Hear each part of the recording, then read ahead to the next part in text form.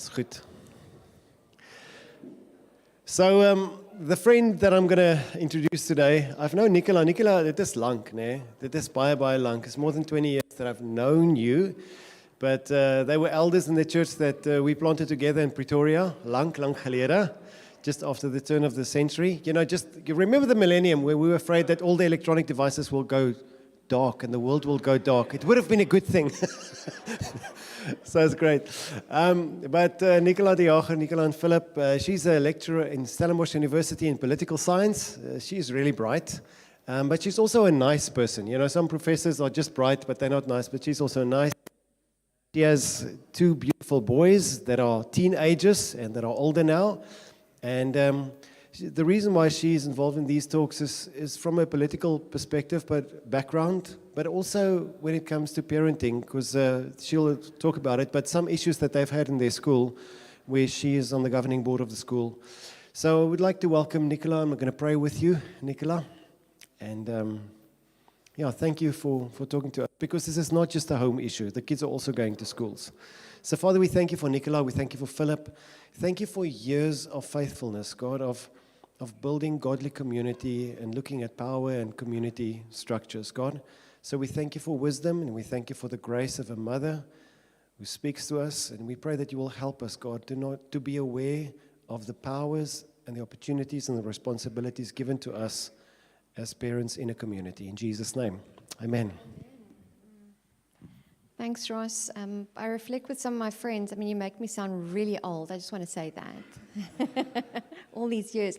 But there's something beautiful also about getting older. I'm not going to say old. I'm not ready for that. Older is that when you reflect with your friends, you can reflect the years, you know, and where we come from. And there were children, and before that there weren't children, and before that we weren't married, and then we were married, and we've gone through this.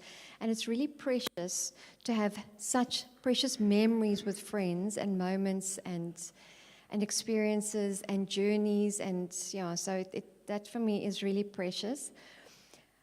So thanks, Ross, and greetings to Magriet. It's lovely to be here. Thanks for familiar faces. It's nice to see the familiar faces. I have to say that Karel and Zoë undid me. I wasn't too sure how I was going to get up here and talk. I mean, I'm like, you know, and then there's that kind of I'm crying, but at the same moment, I'm like, just let me out of here. Who must I fight? You know, that mama in me. I've got two beautiful teenage boys, and I'm just like, just let me at them. Let me at them. Give them to me. I'm going to go for them. You know, it's really challenging to think what our kids have to face and the world that they find themselves in today. So I want to start with this one. Not this one, is it? Is it on? Do I have to turn it on?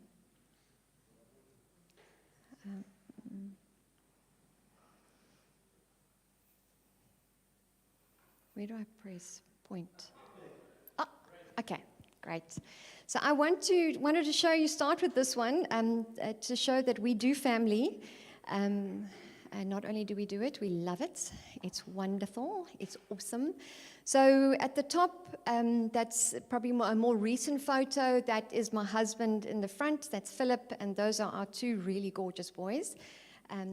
So I'm raising, I trust, good, solid men. Shame my eldest. Oh my goodness.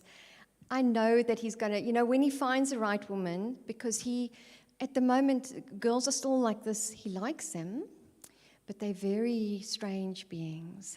But he comes to me and he goes, Mommy, they go to, like, when they go out and he sees, and he goes, Mommy, they don't wear skirts. He says they wear shirts. And I just want to say that it impresses him nothing. He doesn't like it. He really doesn't like it. So he actually likes.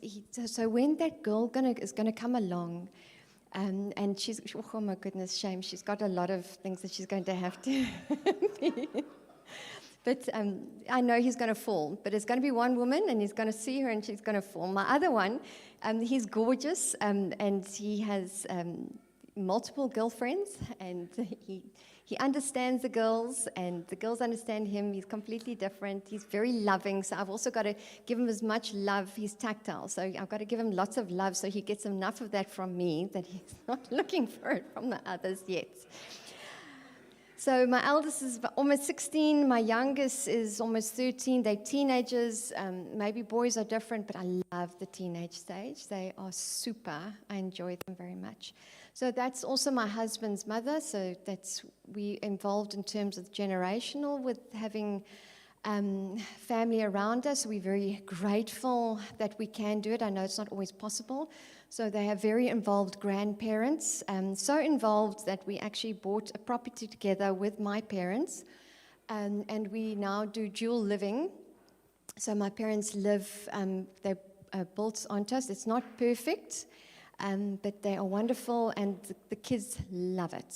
So they love their grandparents. So in the middle picture, that's my mom and my dad. Oh, you see, they've made me emotional. And that's my greatest advantage, is those two people. Obviously, it's the Lord, first and foremost.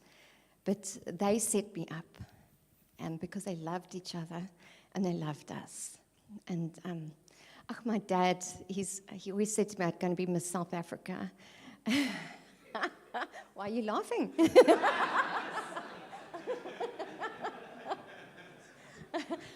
It never occurred to me that I would not be Miss South Africa, that my legs were not going to be long enough for Miss South Africa. I just thought, my dad said it, I'm going to be Miss South Africa. And then there's my brother, and then my brother and his family lives close by. And so they also get to know their cousins, which is also an enormous blessing. So my eldest son, and their son was born on exactly the same day. So they're exactly the same age. So we get together, we do family, we love family, we love having everybody around. And I want to say this is incredible blessing, and this is what God intended for us in terms of the joy. And this is one of the things that this world is coming at hard and fast, because it knows how powerful this thing is. I want to also say that, so this is my brother in the front there. My brother's 4 years older than me. And I think if I had grown up in this day and age, I wonder I'm grateful for my parents, and I think they would have steered me. But at that stage, when I was young, is a tomgirl the right word? Isn't it not tomboy? Like you're a tomboy, I don't know. So I was very tomboyish. I had short hair, I wore shorts, I loved adventure. I looked at my brother and I thought, he's so cool. I just want to be like my brother. I just want to do what he does. That my parents asked if I wanted to go brownies, and I'm like, no, they wear those really ugly uniforms. And that's why I didn't want to do brownies, because they wore those ugly uniforms. But my brother went to Scouts, and I'm like, I don't want to go to brownies, I want to go to Scouts. They do fun things. And so I would adventure, and in this day and age, somebody would have probably said, oh my goodness, she really wants to be a boy. I never wanted to be a boy. I just wanted to do the cool things my brother did. And I do now. I have a husband who's a real manly man, and we hike, and I trail run, and we go away for weekends, and we get out in the bush and in nature, and I love adventuring. And so we have a good time. And I want to also just remind us, we actually have to have good times with our families. Okay, so let's get to the hard stuff. As Ross said, I'm an academic, and I've been trying to sort through these things and unravel them. So mine is going to be a little bit more into the philosophical side of what's going on. Where do you find the roots? And as I sometimes say, I come from the social sciences, so I come from the dark side. Actually, it doesn't have to be like that either. So I want to start with understanding the times that we live in, and I want to put forward, and obviously it's not perfectly so like this, and there's always different worldviews inside of these predominant worldviews. So from the 16th century, we see the Reformation. So this is obviously Martin Luther, who nails the 95 Theses onto the church door in 1517, and And it really sets off a momentum in not just amongst Christians, but into the world. And so we find out, or he reminds us that we are saved by faith and not by works. It's a reminder that there is a God, we are not him, and the religious leader is not him either. So it ushers in the ideas of supernaturalism. There's a natural and the supernatural, God as creator and designer of the natural. So we will expect order and structure and design and that things function a certain way because there is a designer. And maybe I should say this from the outset, because there is a designer, we should go to him for how do we operate. We don't actually get to self-define. So, and also to remind our kids, what does your designer say? You don't get to self-define. And what this period of time actually did is that it ushered in a time of flourishing. So yes, there was the 30 Years' War between the Protestants and the Catholics, and they eventually exhausted each other out, and they came to the, fine, we agree to disagree, and actually came religious freedom. So with that religious freedom started to bring the flourishing of other freedoms, and eventually the recognition of the innate value of every human being. And that was actually born because we are all created in the image of God. Every person is individually valuable. And so you started to get your international human rights. And then it moved into the political system, and you actually got your liberal democracy because you couldn't have state structures starting to intrude into especially the civil areas. So your initial forms of democracy, what we would call a protective democracy, was actually initially a response against those who were in power, monarchies, kings, who were actually intruding into personal lives, and it was a push back. So it was like saying, no, you go back there, and it was starting to opening up of civil liberties and personal and private liberties. We are in a very different world at the moment in terms of our relationship with the state, so that's where we're going to get to. So it was an imperfect time, but in general, we saw economic growth. Before this, poverty was the norm. For the first time, actual access to socioeconomic benefits started to become democratized. More people had access to it. Then we move into the Enlightenment, the 17th century. So obviously, it's quite a bit of crossover. See, 1685 to 1815, secular humanism arrives. So it's science, rationalism, logic, truth can be known. The difference with this is the first one was supernaturalism, that's God, from God comes the natural order. This time they said, no, well, thanks very much. We're going to leave God out of it, and we'll put ourselves on the throne. So this is a period of just the natural and naturalism. Everything is natural, but now the human is on the throne. So there is a recognition, and obviously, especially in the academic environment, I come into contact with secular humanists. And it's interesting, when I did a talk, my husband and I, we actually did a paper on the influence of Protestantism in terms of democratic development in sub-Saharan Africa and good governance. And when I show them this picture of how Protestantism is declining in the West, and it's increasing into Africa, Latin America, and I get all excited about it because I expect that this is going to have a ripple effect in the other aspects of society. They look at that and they go, oh my goodness, that they see what's happening in Europe as positive because it's the secularist theory, this idea that the more you know, the more you progress, and you're going to grow out of your religion. And so they kind of see us as a little bit of unevolved, that we kind of tolerate it. So I get this kind of like condescending, tolerance, but like, oh, she's really misreading that picture, isn't she? Whereas, and they just seeing this as, no, well, Africa is, and I'm just thinking, I'm seeing the light is coming to us, and they just think, no, we're not going anywhere. And I'm just thinking, sure, I'm so glad I live here and not there anymore. So they kind of, there's a place of like this mutual like tolerance, because they recognize the Christian roots, their Christian roots, but they've denied them. So they recognize it. So there's this kind of mutual tolerance and agreeing to disagree. But now we're into a different phase. And this is a little bit what Reitze touched on. It's a little bit what Zoe and Karel touched on. But we're in, I would argue, the postmodernist era. And it's ushering in the paganism. Okay? And it's so interesting for me because often in these things they will say, and I see it in my school governing body when we're sitting around and they go, well, you really should get with the times. These are the new things and you need to embrace the new times. And I keep on thinking, they're not new, they're old.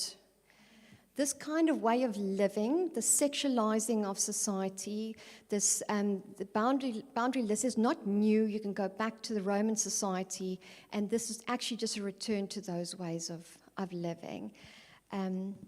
So it's a broad skepticism, postmodernism, subjectivism, and relativism. It's a general suspicion of reason. It's a return to mysticism and paganism. And so it's a return to Greek and Roman religions and traditional religions.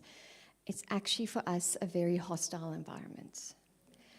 It's not just hostile for us, it's hostile for the secular humanists, because remember, postmodernism is a response to modernism. It's a rejection of reality. It's a rejection of tests of truth. It's a rejection of objectivity.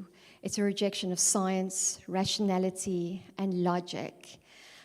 So what we're actually finding is a lot of the literature that I'm also reading around is these classical liberals or secular humanists who are looking at this and going, oh my goodness, this is the end of biology, this is the end of science, this is the end of maths.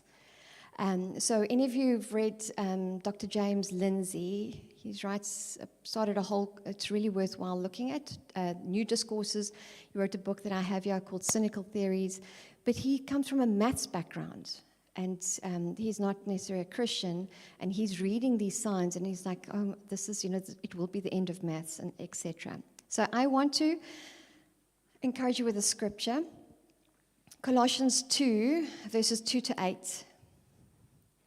And before I do that, I really enjoy Paul's letters because it's encouragement to the church in similar environments. As I said, we are moving, I think, back into a more pagan environment. And this was the environment which the early church found itself in. So I find his letters to be encouraging and relevant to where we are today. So he was dealing with heresy and false teaching. There was syncretism with the Greek philosophy, the Jewish legalism, and mysticism that was coming into the church. So it was this early form of Gnosticism that Jesus was merely one of the semi-divine beings. So he can be part of, but he's not the only one. So in chapter 2, Paul instructs the believers in the truth and alerts them to the danger of returning to pagan vices. So as I said, this is a time in which we find ourselves in. And just a reminder of what is heresy. Heresy is to choose for oneself, and a heretic is one who places their choice and opinion above the authority of God. So Colossians 2, verses 28, when I was 2 to 8, when I was in my early life, when I started off in the academia, and I sat in these tables, and everybody used these very big words, and I had no idea what anybody else was saying. And I was incredibly intimidated by it. And I remember fleeing to my room. We were at a conference. And I remember going to the Lord, I don't know if I should be here. I don't think I should be here. And are you really sure I should be here? And he gave me Colossians 2. In order that they may know the mystery of God, namely Christ, in whom are hidden all the treasures of wisdom and knowledge. Just there. Why would I worry? In Christ, in Jesus, in whom are hidden all the treasures of wisdom and knowledge. I tell you this so that no one may deceive you by the fine-sounding arguments. So then, just as you received Christ Jesus as Lord, continue to live your lives in him, rooted and built up in him, strengthened in the faith as you were taught, and overflowing with thankfulness. Isn't that also something that we see so little of today? Thankfulness. See to it that no one takes you captive through hollow and deceptive philosophy, which depends on human tradition and the elemental spiritual forces of this world, rather than on Christ. So there were two things for me. The one was clearly get rooted in Christ, get rooted in His Word. And that's what I did. I read His Word, and I started to say, okay, what does governance look like? What does it look like in accordance with your Word? What does your Word say about it? So I've read over the years, and every time I'm still learning. We're always still learning. Just quickly, my son is a grapkas, so he thinks he's very funny, and he said to me, Mommy, you know, you must actually employ a teenager. He says, well, they still know everything. So as you get older, you realize you don't know everything. So I'm learning all along, and I'm enormously grateful. And then there was a second thing in here, and that was don't be deceived. And it says it twice, do not be deceived. Do not be deceived. And so our instruction is to be rooted in Him and don't be deceived, because they're going to be fine sounding, but they're going to be hollow and they're going to be deceptive, and they're going to be dependent on human tradition and the elemental forces of this world. Okay. So, in my attempts to kind of unravel and try and understand what is going on, a couple of years ago, I think it was before COVID and lockdown, so maybe 2018, I went to Oxford, and it was a real privilege, and I went to an academic freedom conference, and where people went to go and share on what was happening inside the academia. And which was interesting, we had a conference on academic freedom which we had to keep closed because we were worried it was going to be disrupted. And that's kind of the reality of what's happening and inside the academia. Okay, so what are these ideological roots? The previous speakers have touched on this, so I want to kind of start scratching away a little bit there. Two kind of, I think, founts. One is postmodernism, and the other one is a Frankfurt School / Marxism. I do think the term cultural Marxism, I'm going to get to it, is perhaps the more better description. But what has happened is that they've called it, on those on that side, saying this is a pejorative that the conservatives use. So they've tried to undermine it. So I'm nervous to use it because I don't want to undermine myself when I write, when I speak about it, and people shut down. But we'll get to it. So okay. So first, postmodernism. Postmodernism, we see three phases.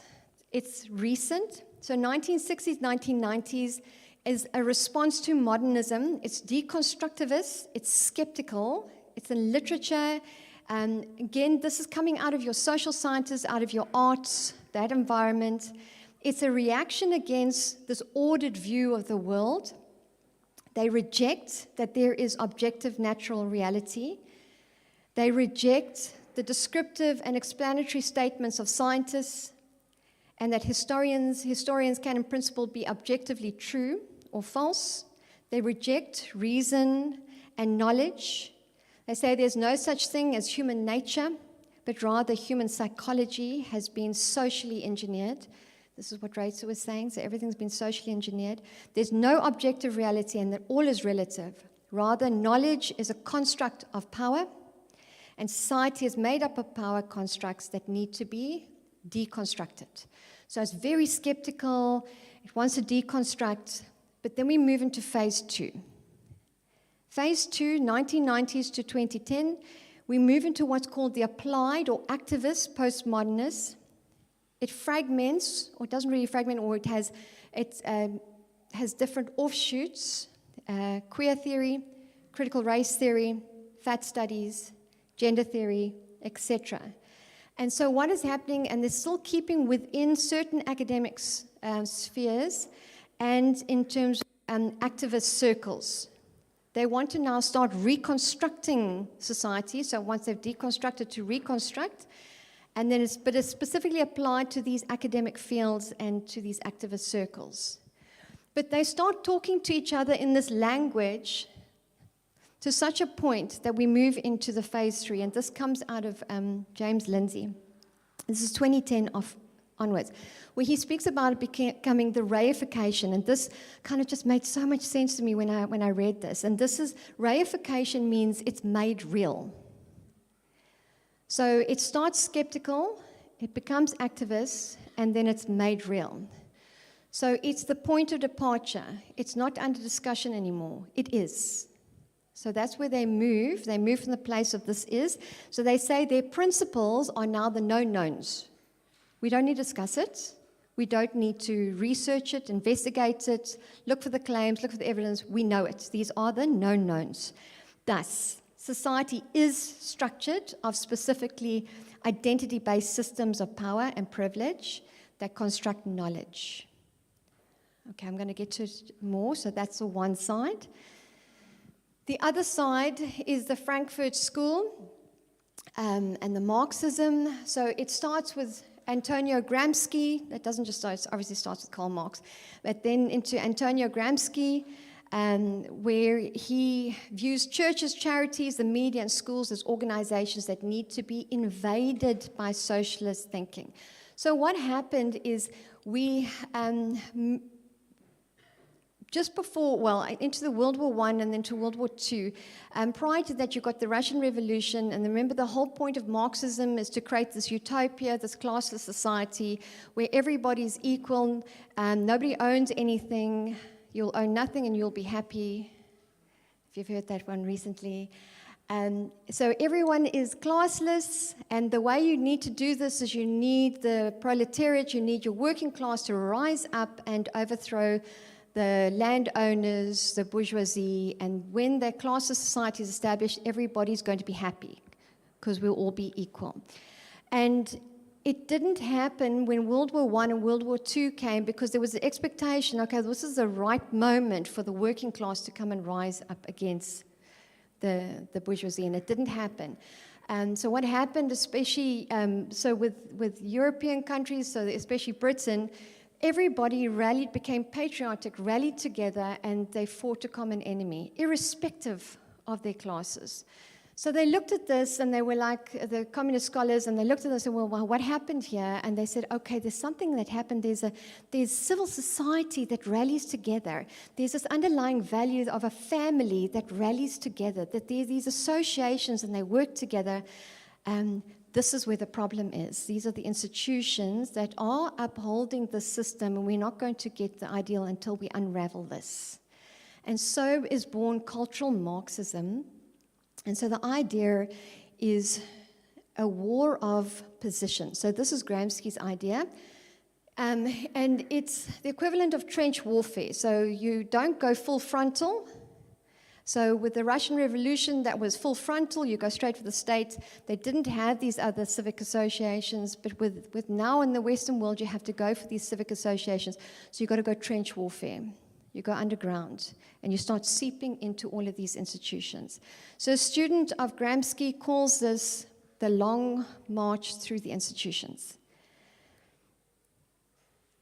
So what are these institutions in particular? And I want you to remember this, is to go into the so-called private spheres.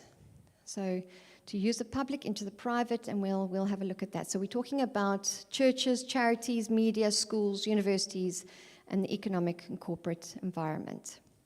So then this moves into the Frankfurt School, and these things come together, and this postmodernism and this cultural Marxism come together, and we see today what is called critical theory, sometimes also just called theory, and sometimes called social justice, and sometimes called wokeism. Okay, please also ask people for their definitions, because sometimes people mean something very different when they say a word. So just say, what do you mean by that? So we can just have clarity around it. So the critical theory is that this is a way of seeing the world, and they understand it in terms of two primary claims. The first claim is that everybody can be divided into two groups: those who have power and those who don't have power. The second claim is that those who have power always oppress those who don't have power. So two claims. So the oppressors are those with power, and the oppressed are those without power. But how do we know who these oppressed are and who the oppressors are? Don't worry, the critical theorists tell us. Sorry?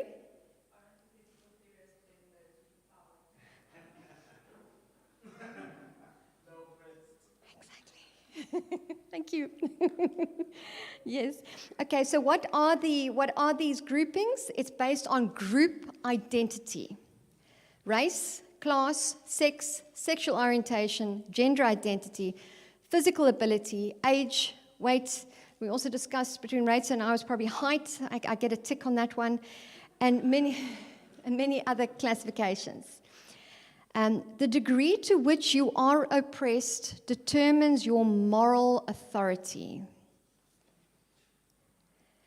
I want to say that critical theory is not consistent with Christianity.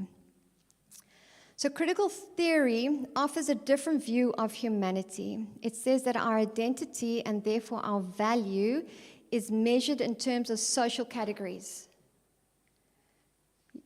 Race, gender, social status. Your identity is according to those social categories.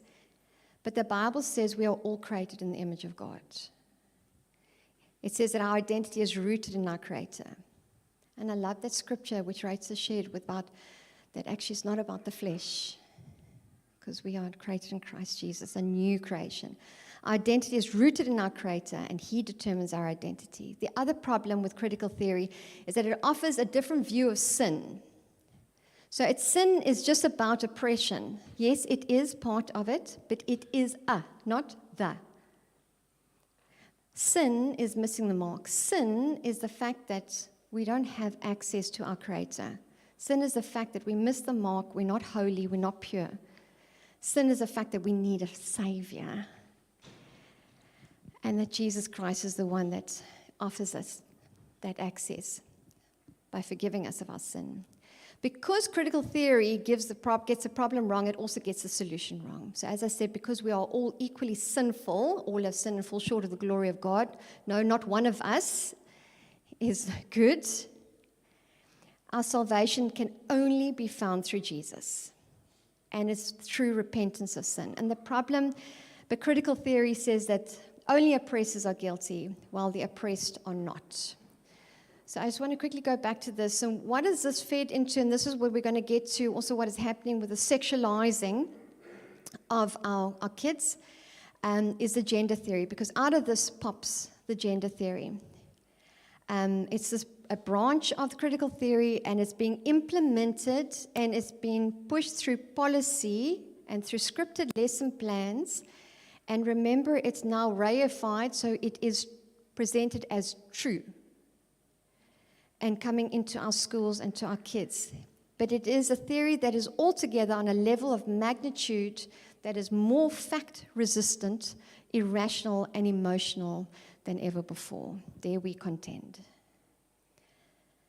So here are the categories in terms of this truth. Remember, now it's reified. This is now truth. This is a combination. The whole thing with Marxism is that whole division into the us versus the them. Before, it was the working class versus the bourgeoisie. Working class equals good. Bourgeoisie equals bad. So this is the us versus them into the enemy and who's not the enemy. And here we have the categories of oppression. So who are the oppressed and who is the oppressor? So the oppressed is good. The oppressor is bad. Okay, so I do qualify on the one side of being oppressed. The rest I don't, except I'm also short, so we need to add that there as well.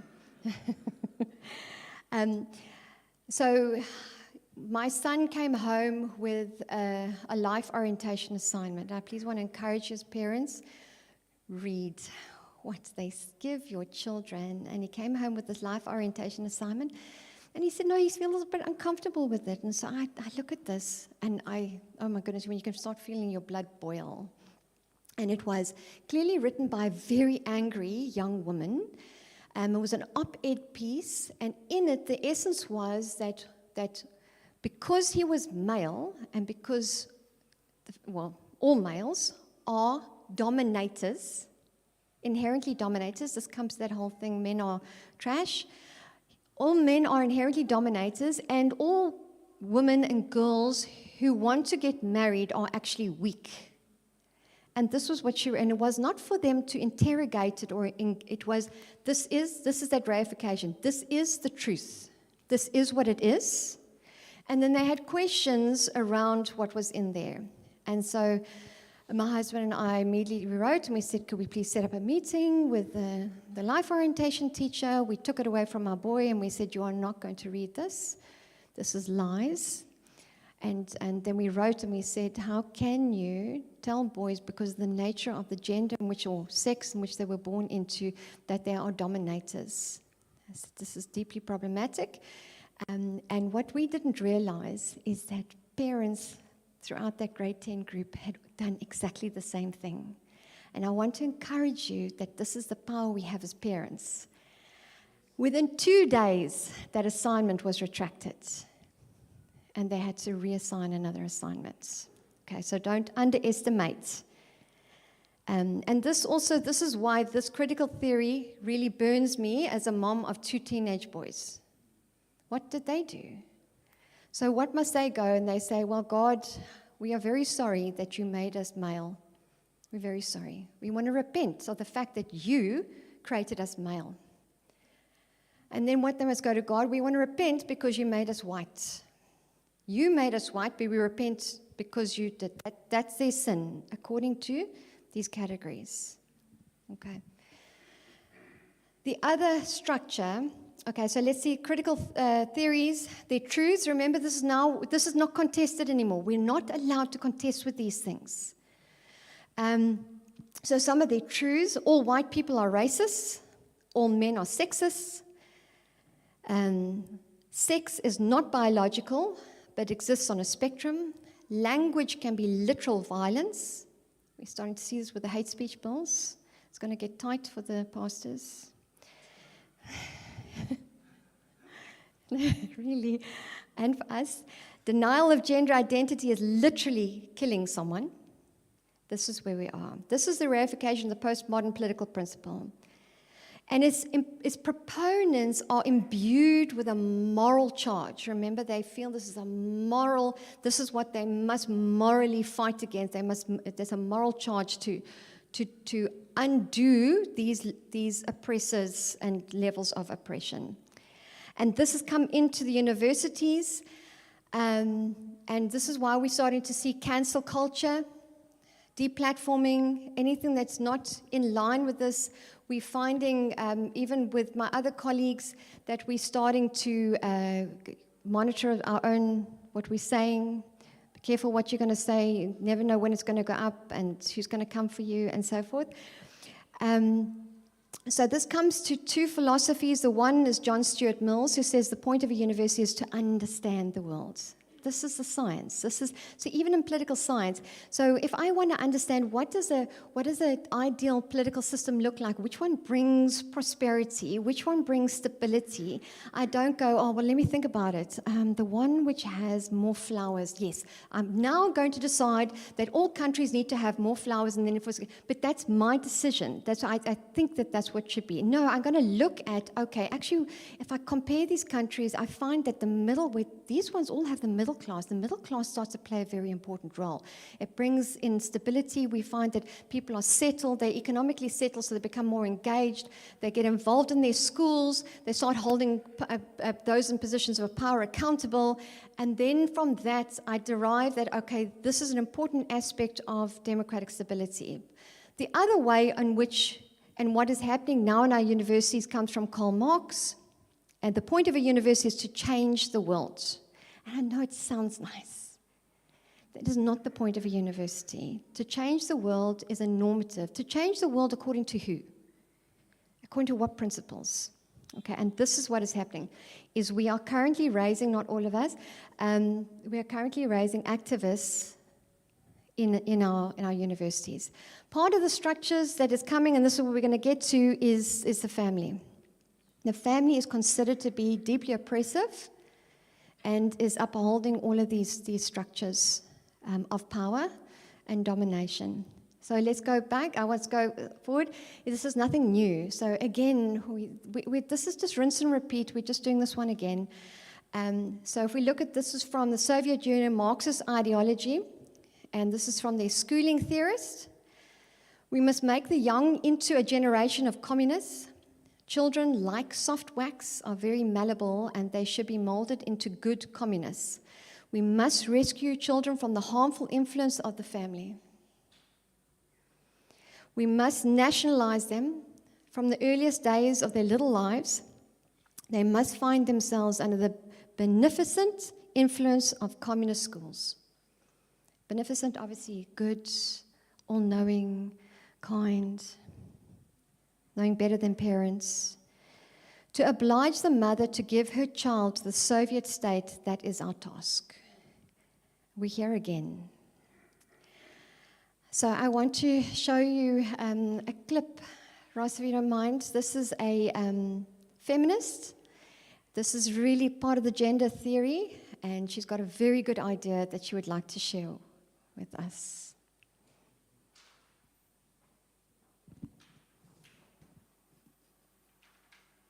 The proliferation of relationships of care, not a kind of destruction of the relationships we already have. Capitalism and capitalist states rely really heavily on the family as a unit of social discipline, social order, austerity, and a source of huge amounts of unpaid labor. In the history of feminism, abolishing the family was, very well known as a demand, particularly in the 60s and 70s, amongst certain strands of women's liberation, including Shulamith Firestone's famous The Dialectic of Sex, where she talks about children's liberation and a world in which children and women would have much more autonomy over the households in which they live. It's feminists who have mounted an analysis of the private nuclear household as the site of the overwhelming majority of the rape and abuse that takes place on Earth. Family abolition means that we deserve more. We deserve more than the sort of blackmail that tells us that we must be content with relationships defined as blood or as nature. The relationships we find given to us. It means that we could develop forms of comradeliness, forms of chosen, or in the phrase of the xenofeminists, sort of xenofam.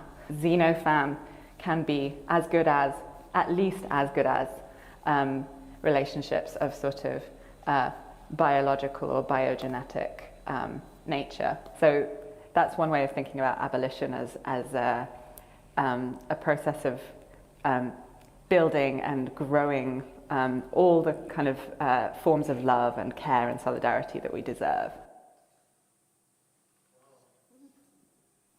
Sounds good? Obviously, I was being facetious when I said some good advice. It's always interesting to see what she says as social cohesion and unity and austerity. And I'm looking at them and I'm like, yeah, that's kind of a good thing. I'm not sure why that's a bad thing. But just to show you, this is what's happening. And there is a deliberate intention to tear down family. And just what Zoe and Karel were saying, again, this undermining of parental authority and what is our role. And we need to stand firm for our kids. And this liberation of children, I don't know. I don't need any more liberation of my kids and my family. My youngest tells me his rights. We say to him, look, in this household, we do things like this. If you don't want to live here, you can go over there. And he goes, you know what my right as a child is, that you have to look after me. So he starts telling me what his rights are. So I don't need more liberating of my children. And then actually what is happening is they want to sexually liberate. This is the next thing when we look at Planned Parenthood, they talk about the sexual rights of children. Okay, so I'm changing it, but Creation of relationships of care, not a kind of destruction of the relationships we already have. Capitalism and capitalist states rely really heavily on the family as a unit of... Can you say it was so good, we want to hear it one more time. Okay, so we'll talk about repeating. This is Hannah Arendt. So Hannah Arendt she's a German Jew, and she was also a political philosopher. She was also a survivor of the concentration camps, and she studied totalitarianism. So she studied the Soviet Union, and she studied Nazi Germany. Although the one was fascist and the other one was communist, they both are actually totalitarian. So what is totalitarianism? And she was looking at the origins of it. The definition of a totalitarian society is one in which an ideology seeks to displace all prior traditions and institutions with the goal of bringing all aspects of society under the control of that ideology. So what we're seeing with this critical theory is that it's permeating into all aspects of policies, lawmaking, and into the schools, but it's reified because it presents itself as the truth. So it is beyond contention, it's morally right, that we have to accept it. We all have to accept it, and then ultimately it's going to transform society into a utopia. So this is textbook definition. This is what I do with my students. What is totalitarianism? Complete domination of every aspect of society, the polity, the economy, by a strong central state. The state actively intrudes into the personal or private realms, becomes prescriptive, especially around beliefs, norms, and values. It seeks to transform society through imposed beliefs. The control extends beyond the public and into the private. The individual is sacrificed for the so-called common good, and the enemies of the people are clearly defined in terms of groups, us versus them. Okay, this is from the totalitarianism. This is a literature that was analyzing your fascism and your communism from before. Is it looking familiar? Okay. I argue that we're seeing a slightly different form of totalitarianism, and I argue that what we're seeing is new totalitarianism. Yes, there's a blurring of the public-private lines, and there is a seeking to transform society according to a single ideology. But it's new in that what we're seeing is instead of the... So Mussolini, who was a totalitarian leader, he used the state. He said, everything for the state, nothing but the state, all for the state, etc., just about the state, but he was leader of the state. But he would decide what was good. But now what is happening is we're having these activists that are coming in and using the state. So they're coming in and using the state to implement policies. We see this in some of these debates, the school curriculum debates that are happening, and they are infiltrating into where these decisions are being made, and they are then using the state. And remember, it's a reification. So even though we're now dealing with this combination also of the postmodernism, where it doesn't have to be real. And if you don't want to accept that this new truth, which they're presenting as true, if you don't want to accept it, what they will do is they're now going to legislate that you will do it. So they're going to use a coercive method, and this is why they're bringing in laws like the hate speech bills and so forth, to compel people to agree to often lies, so that men can become women and women can become men, and you will agree to it, otherwise we will call you a transphobe, or whatever, and then we're going to eventually start locking you up for saying those things. So how is this coming through into the schools? So this is an excerpt from the draft guidelines in gender identity and sexual orientation in the public schools of the Western Cape Education Department. I know that many have already fed into this. I know the Cause for Justice has, and 4SA, but there are still some very problematic, and I want to just take just a couple of excerpts. So they are in the process. They're expecting, it's been news headlines, they're expecting to sign this in shortly. So some of the concerns: what is the purpose of the guideline? To promote gender identity and gender expression. I thought school was about maths, science, biology, but now it's about promoting gender identity and gender expression.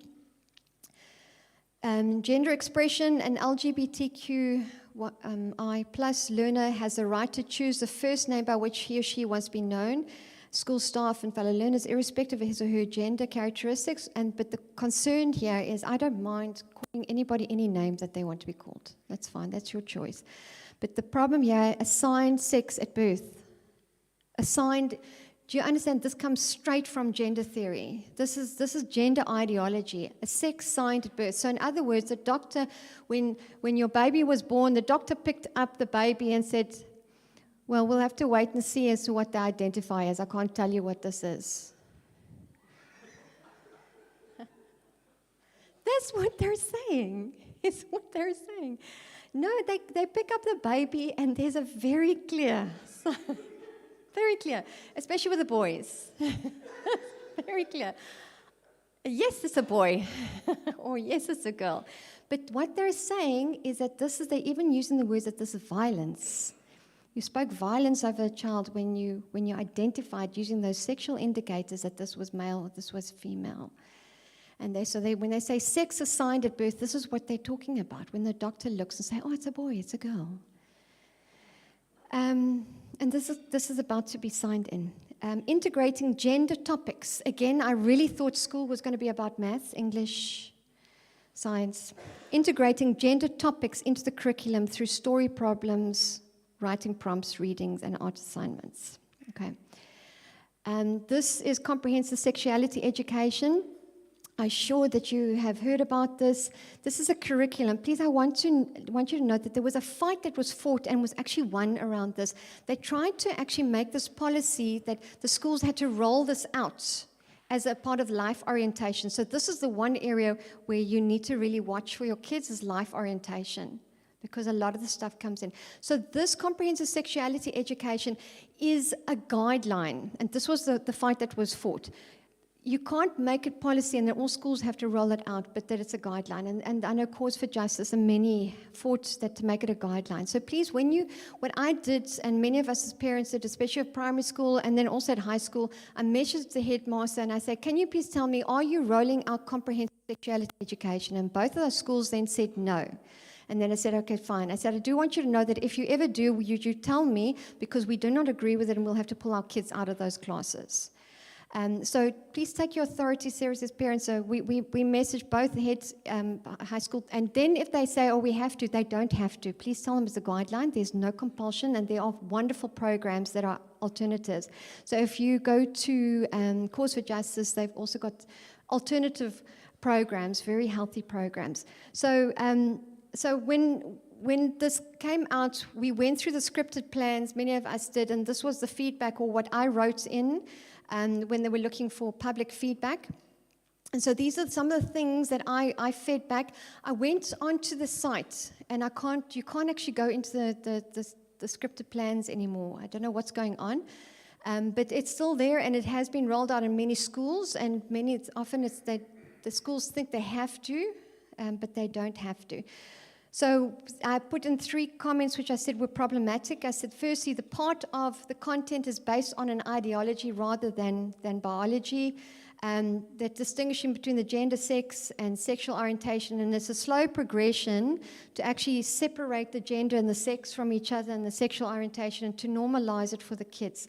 So starting from grade 7, and I said, what you're doing is you're promoting the idea that gender is a social construct. It's part of and rather this is actually an ideology, and this comes from the social sciences, it's not biological. The second issue I raised is that it undermines the role and value and authority of parents, and this is deliberate. This is what's happening. In the Educator's Guide for the Grade 5s, it warns that parents may have their own views or prejudices about their children being exposed to some of the content in the scripted lesson plans, pitting the state curriculum against the values of parents. That is what they're doing. So I think there's a wonderful book. Again, she's not necessarily a Christian, but not all women are feminists, and some women actually see the first wave of feminism as was actually fine, and the second and third wave, it just kind of really lost the plot.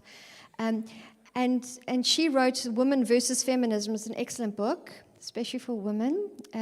Criticizing the views, she wrote the following: criticizing the views and values of home and parents vastly alters the remit of the school away from education towards the promotion of a distinct political outlook. Remember what I said, the totalitarianism is the promotion of a single ideology, and they are using the schools to promote this ideology. This actively breaks down the safety net of parents for our children, and this is part of what is wanted.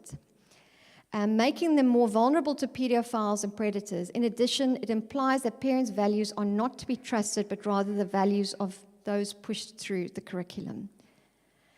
The third comment I said was the curriculum appears to be externally driven, motivated by funding from UNESCO, and may have sinister motives, including sexualizing and thus encouraging teenage pregnancies as a market for abortion clinics. Actually, you can actually delve into this and actually show that this is exactly what is happening.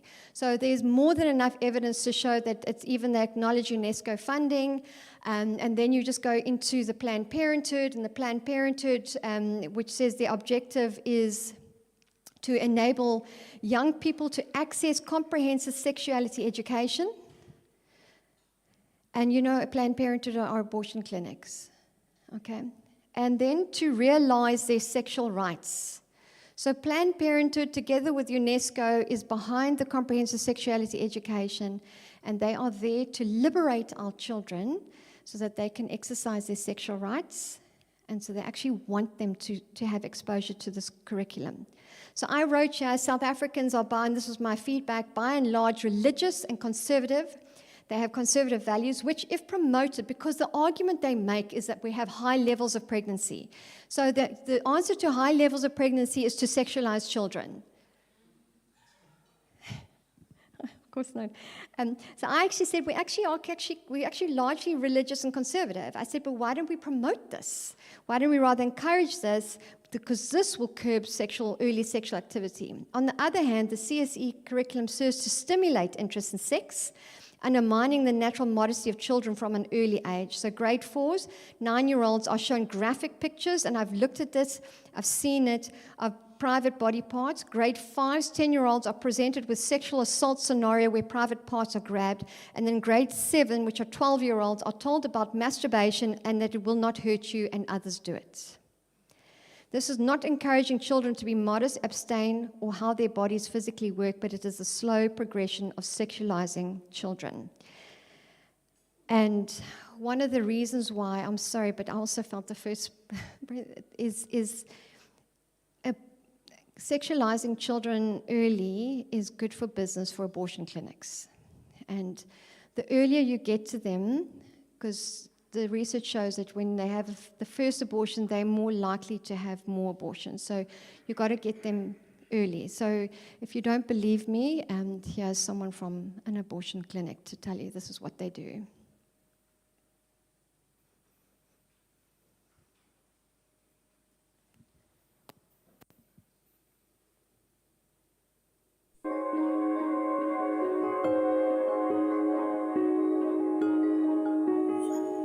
At first, it was, again, very much helping women to some degree, but my commission was $25 for each abortion. And my goal became to become a millionaire, because simple math told me 40,000 abortions a year would make me a millionaire. And so I went about creating the market to sell 40,000 abortions a year. We had one clinic open. We opened a second one. They pay for themselves the first month. Our goal was to have 5 surrounding the area. So I was out in schools and in other places doing everything I could to create that market, because our goal was 3 to 5 abortions from every girl between the ages of 13 and 18. I'm sorry to tell you, I held the hand of one young woman while she had her 9th abortion. There's over a 40% repeat rate of abortions today in this nation and in this state. Abortion is a method of birth control. So you find that girl as early as possible. You convince them that her parents really don't know anything about what's good for her. You break down the natural modesty, get her to laugh at her parents and their values.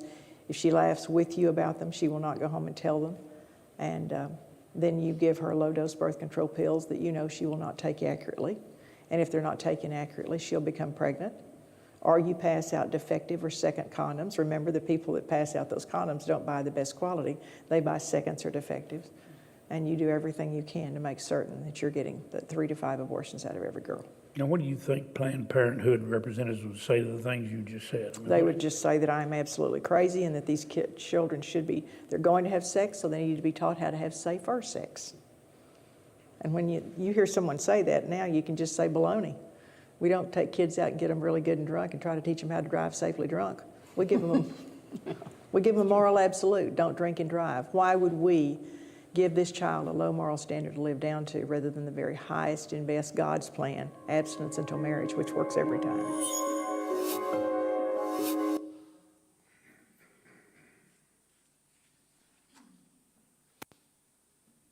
How much time do I have, Ross? Am I over? Am I pretty over? Sorry? Let's wrap it up. Sorry? A rapid...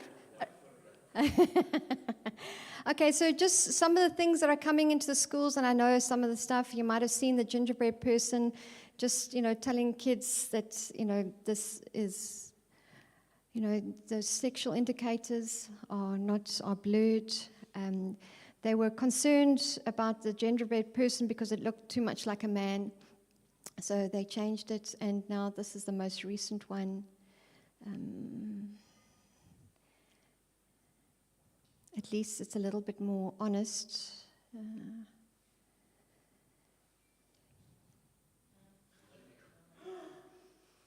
Yeah, this has been rolled out in preschools, and then the kids draw the unicorn because it's cute, and who wouldn't want to listen to Barney? But then there it's all a mythical creature, so at least they're honest about the mythical creature. But there you can start to see your sex assigned at birth. So it doesn't matter what the doctor said. You can just choose whatever you want, and they're starting with this. They get to color this in preschools.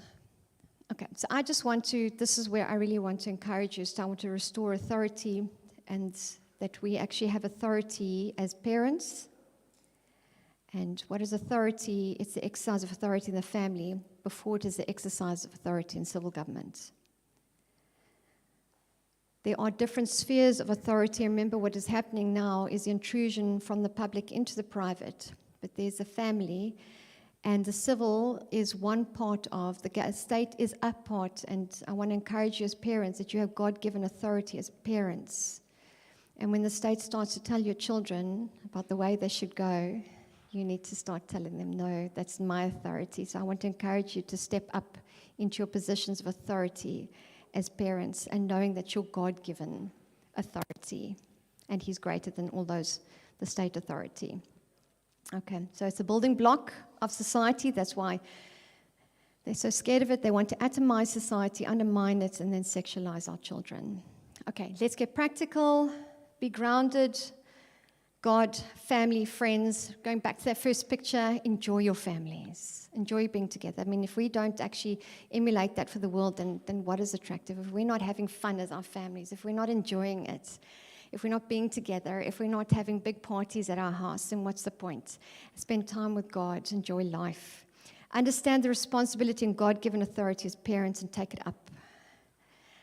Pray at home with your kids and at school. So please, if you're not part of the prayer group at your school, get part of the prayer group of your school. Start a prayer group in your school.